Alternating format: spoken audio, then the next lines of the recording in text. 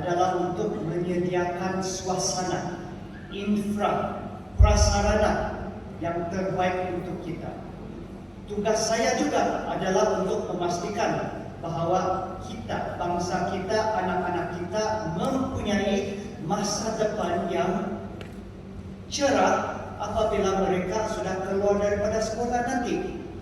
Sebab apa guna juga kalau kita minta pelajar, murid-murid belajar bersungguh-sungguh. Kita desak sama guru-guru, ibu bapa pun kadang-kadang takan sama guru-guru, wakil rakyat pun sama, hantar budak pergi sekolah, kamu punya kehadiran mesti bagus, belajar bersungguh-sungguh, daftar, satu kali keluar, susah mencari peluang pekerjaan, ekonomi kurang. Jadi itulah sebab kita memerlukan kerjasama dan perancangan jangka masa panjang. Saya buat perancangan jangka masa panjang dan kamu pun perlu tahu apakah perancangan untuk kawasan kita, supaya kamu sebagai warga pendidik, kamu boleh sediakan anak-anak kita untuk masa depan yang kita sedang membina bersama. Faham maksud saya kan? Jadi kalau di kawasan kita, tuan-tuan, infrastruktur adalah keutamaan saya. Sebab inilah yang akan membawa peluang-peluang kepada kita, anak-anak kita. Untuk Makurator Perempuan sekarang di kawasan Parlimen P182 Pensiangan ada beberapa projek yang sangat besar yang akan ubah landscape di kawasan kita. Yang pertama adalah projek pengaspalan jalan raya pergi ke Pegalungan dan Pensiangan. Ini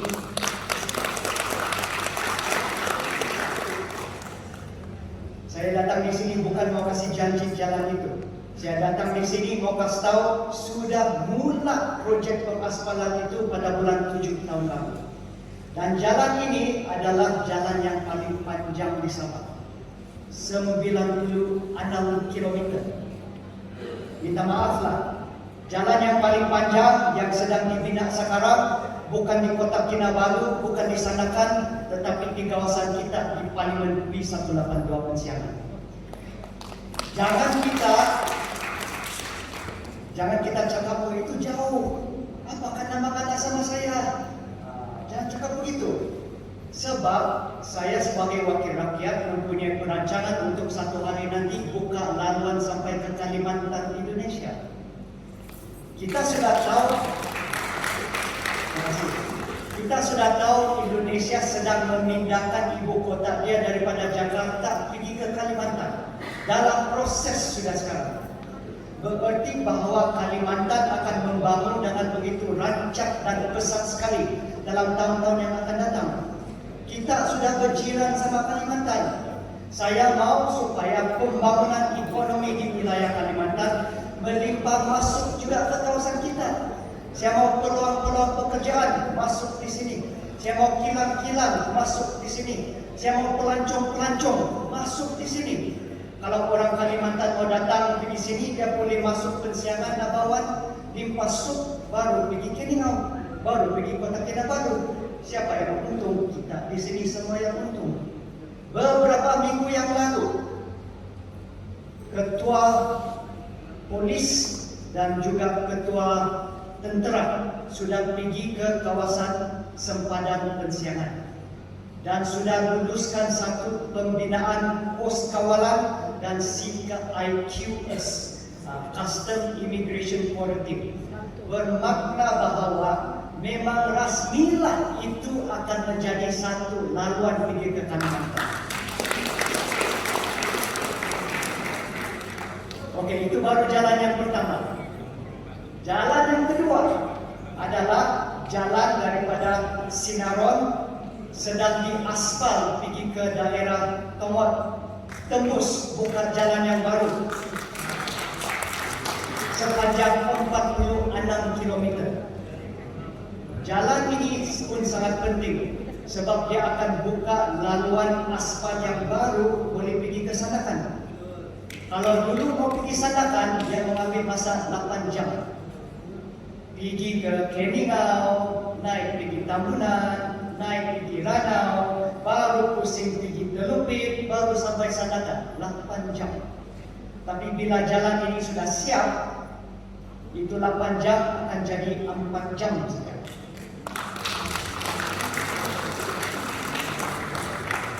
Jadi jalan ini pun saya bukan janji. Saya mau bagi tahu sudah mula kerja pengaspalan pada tahun lalu. Sudah mula. Jadi selepas itu pelancong-pelancong dari Sandakan pun boleh masuk, kilang-kilang peluang pekerjaan semua boleh masuk. Tidak, orang akan kurang sudah melalui Ranau. Orang akan melalui Tulip, Suk untuk pergi ke Riau.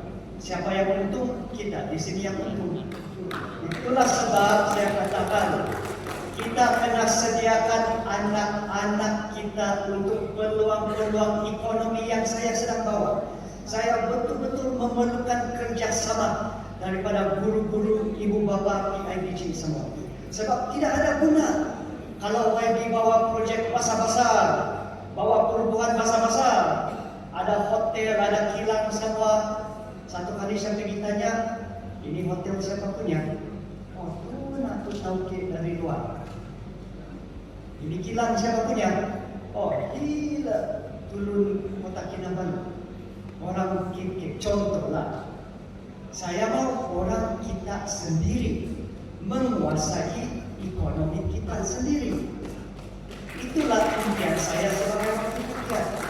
Jadi saya boleh bawa projek besar-besar yang sudah sedang dalam pelaksanaan sudah.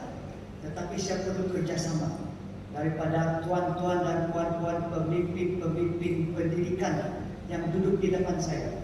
Kamulah rakan kongsi atau rakan seperjuangan saya untuk sama-sama kita sediakan bangsa kita untuk menjadi satu bangsa yang lebih maju dan lebih hebat. Kita tengok di Pakan Sok pun kita sedang buat sudah persediaan kita.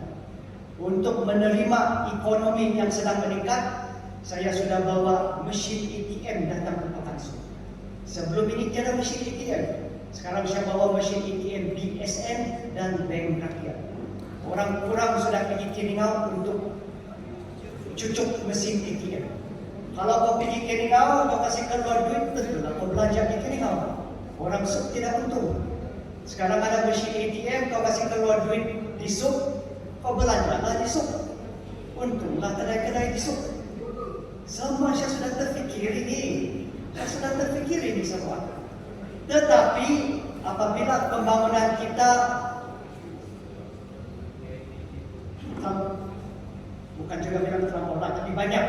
Bila pembangunan kita banyak, jalan baru, ATM machine, sekolah baru pun mau buka SMK Tulus Madi dan sebagainya, ada pula masalah bekalan elektrik kita sentiasa terputus-putus di sini. Jadi saya buat kajian, saya panggil SESB, datang berjumpa, bincang, buat kajian kenapa bekalan elektrik di daerah kita sentiasa terputus-putus. Rupanya selama ini kita masih menumpang daripada SESB Riau. Kita menumpang. Jadi apabila pembangunan di sini bertambah, kita tidak dapat menampung sudah keperluan bekalan elektrik. Jadi untuk menyelesaikan masalah ini, saya bilang okey, kita bina stesen SESB kita tersendiri di Pakan Sok. Ini pun bukan saya janji. Sudah mula pembinaan dia sejak 2 bulan yang lalu. Kalau kamu pergi ke dekat sini saja, dekat Tanah Safoda. Dekat Tanah Safoda di sini kamu nampak ada kawasan pembinaan. Sudah ada piling, ada jentera. Itulah tapak pembinaan SESB kita tersendiri di Pakan Sok. Jadi selepas ini, itu akan menyelesaikanlah masalah bekalan elektrik kita yang terputus-putus. Jadi bagi saya sudah mula kerja saya sudah buat. Saya perlu kerjasama daripada kita semua. Saya harap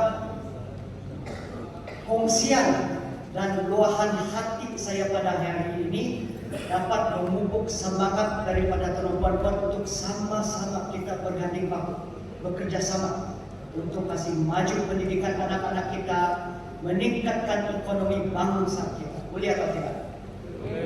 Semangatlah sedikit. Saya sudah cakap tadi, tidak guna kau dasar YB, bawa di projek, bawa di pembangunan, tetapi bukan orang kita yang dapat peluang. Nah, itulah harapan saya.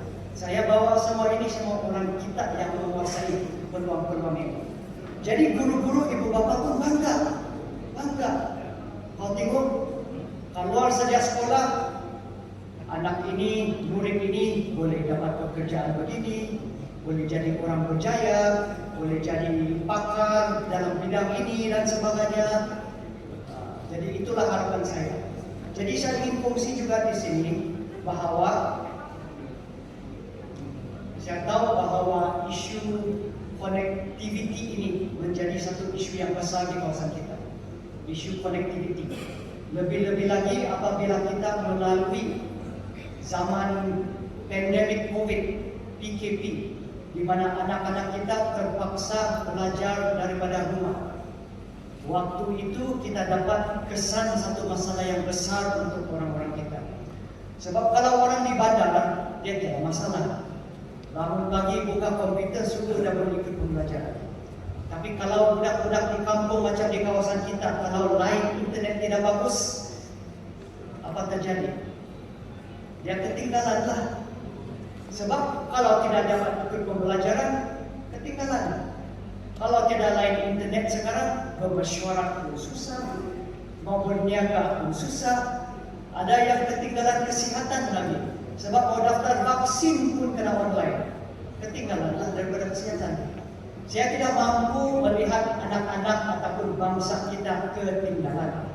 Itulah sebab serta-merta 2 tahun yang lalu saya mendapat kelulusan 46 menara telekomunikasi yang baru untuk seluruh kawasan Parlimen Persiangan. Termasuk tempat yang jauh-jauh. Saliliran, saya bagi satu, Salinatan, Pamalitan, Nangkawangan, Pohon Batu, tempat yang jauh-jauh, Honor, Pinangkaan, saya akan bagi satu menara internet. Tetapi dengan perkembangan teknologi ini, saya ambil sedikit apa Puan Inspektor cakap tadi. Kalau dulu kita risau anak-anak kita keluar ke dunia luar, dipengaruhi oleh benda-benda yang tidak bagus. Tapi bila kita minta kemajuan, minta jalan, boleh rentas daerah, rentas sempadan, minta menara internet. Sekarang masalah kita bukan anak-anak kita pergi luar dipengaruhi benda yang tidak bagus. Pengaruh luar yang masuk di tempat kita sekarang. Jadi balik juga kepada apa yang dikongsikan tadi oleh ahli-ahli panel. Tanggung jawab ibu bapa, tanggung jawab guru-guru. Inilah yang kita ingin tekankan dalam program seperti ini. Tanggung jawab itu bukan saja untuk membawa pembangunan, membawa infrastruktur, tetapi untuk memastikan anak-anak kita dia sentiasa ikut jalan yang betul. Jangan silap masuk simpang, nanti termasuk pula jalan yang salah. Itu tanggung jawab kita juga. Sebab kita pun mau melahirkan bangsa, masyarakat, bukan saja maju daripada segi infrastruktur, tetapi baik orang dia, berdisiplin, menghormati, bersopan santun dan sebagainya, sihat tubuh badan, segala-galanya. Itulah yang kita mau. Pembangunan secara holistik. Tapi macam saya katakan tadi, itu tanggung jawab kita bersama. Saya hanya boleh berjuangkan pembangunan infra dan ekonomi. Tapi apa yang guru-guru perlu, kita sentiasa bekerja sama. Contoh, saya juga suka cita untuk kongsikan di sini. Pembangunan infrastruktur sekolah pun sentiasa menjadi keutamaan saya. Pada tahun ini saja, saya sudah menyerahkan 4 projek bangunan sekolah daerah yang sudah dinaik taraf jadi bangunan yang moden. SK Inandung, SK Simbuan. Baru minggu lalu saya serap bangunan di SK Simbuan. SK Chingming, SK Penanggadan yang mendapat bangunan baru lengkap dengan blok pentadbiran, unit guru, makmal sains dan sebagainya. Pembangunan pendidikan sentiasa menjadi keutamaan saya. Sampai, mungkin kamu nampak, sampai saya sanggup lagi sewa 2 helikopter hantar guru-guru pergi tempat yang terputus jalan. Sampai saya sanggup buat begitu, sewa helikopter, pastikan guru itu sampai kepada sekolah-sekolah yang terputus jalan. Dan yang lain kawan-kawan kita teruskan, seperti sumbangan peralatan sekolah, beg-beg sekolah yang saya buat tiap-tiap tahun, bantuan pelajar yang mendapat surat tawaran IPTA. Dapat saja surat tawaran IPTA dapat datang jumpa saya, sentiasa dapat bonus. Ada yang pergi beli laptop, ada yang beli tiket kapal terbang, ada yang beli baju.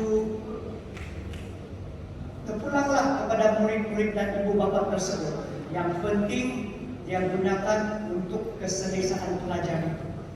Dan kita sentiasa perjuangkan dalam Dewan Parlimen, dalam Kabinet, bantuan-bantuan seperti bantuan KUAM, bantuan IKASI, bantuan awal sekolah dan sebagainya. Tuan-tuan dan puan-puanlah, guru-guru YDP, kamulah yang memastikan bantuan ini disalurkan terus kepada golongan sasaran. Begitu penting sekali peranan kita semua dalam dewan ini. Saya boleh katakan masa depan bangsa kita adalah di dalam tangan semua yang duduk dalam dewan ini. Betul atau tidak? Betul. Jadi teman-teman, kita mesti menjadi rakan seperjuangan bersama, rakan kongsi untuk kita sama-sama mencapai inspirasi kita. Tuan-tuan, saya ambil maklum apa yang dikatakan oleh Tuan Pengurusi MGB tadi. Memang saya juga setuju bahawa daerah SUK ini, daerah kecil SUK, memang layak diwujudkan DPD-nya tersendiri. Ya, setuju. Sebagai wakil rakyat yang baru, jadi baru panggal pertama, rambut masih hitam, bagilah terbang sedikit. Sekarang saya ingin bekerja sama rapat dengan guru-guru di sini, dengan DPD juga dan MGB, sama-samalah kali ini saya juga mau angkat itu kertas sampai ke peringkat kabinet untuk kita memperjuangkan pewujudan DPD kita tersendiri. Jadi, terima kasih saya ucapkan kepada semua berkaitan dengan tabung PIBG. Saya sentiasa bagi. Baru tadi pagi pun saya sudah serang sumbangan tabung kepada PIBG SK Binakaan. Siapa yang bagi, siapa yang hantar permohonan, saya bagi. Jadi kalau ada permohonan, saya akan usahakanlah. Itu saja.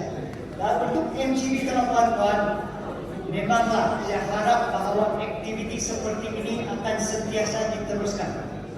Apabila saya bagi sumbangan 50,000 itu, sampai ada aduan sebab belum pernah berlaku. Jadi belum pernah berlaku begini. Sampai saya telah melanggar syarat. Jadi apa yang saya boleh buat, saya pecahkan kepada dua. Pada hari ini ataupun sebelum ini saya sudah serahkan fasa yang pertama 25,000. Selepas itu saya akan serahkan baki seterusnya 25,000 lagi apabila diluruskan fasa yang kedua. Itu saja cara saya untuk pusing supaya tidak kena sakan itu garis panduan dia. Tetapi kau percayalah, saya akan pastikan dia sampai kepada kamu semua. Bahkan perjuangan saya. Jadi teman-teman, terima kasih sekali lagi saya ucapkan. Saya berucap panjang sedikit sebab inilah peluang saya untuk kongsi wawasan dan perancangan saya dan melaporkan balik kerja saya selama 1-2 tahun ini, dan harap bahawa tuan puan-puan akan ikut saya menjadi gerakan seperjuangan untuk kita sama-sama memperkasakan bangsa kita menjadi bangsa yang cukup hebat untuk bersaing dengan orang-orang yang lain dan membangunkan ekonomi di kawasan pedalaman Sabah. Saya dengan sukacita yang merasmikan seminar dan forum pendidikan peranan PIBG dalam komuniti sekolah sejahtera. Sekian dan terima kasih dan selamat datang.